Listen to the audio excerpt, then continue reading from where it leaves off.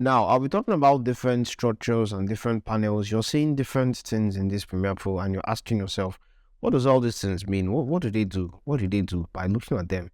So I'll be using this period to talk about all of them. Let's start from the top. This is called tabs. These are called tabs actually. These are the tabs, or these are the workspaces, or how Premiere Pro puts it, or how Adobe calls it. These are workspaces.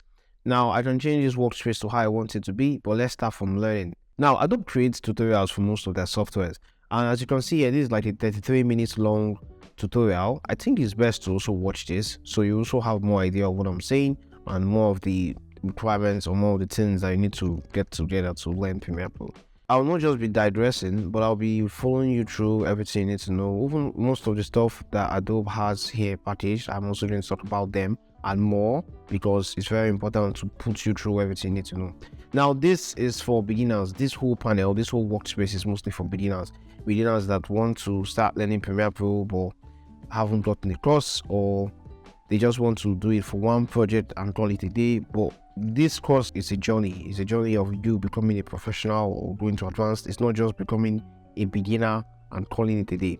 The second workspace is called Assembly. Now, in Premiere Pro or in editing basis, it's best to teach beginners or teach amateur video editors how to structure their project before they get started. Before you start any video editing project, that is one thing I always tell people. If you have a bad folder structure, your work doesn't come out well, or you find it hard to find most of the assets you'll be using in your project. But the best thing to know before you start editing any project is, what is my folder structure?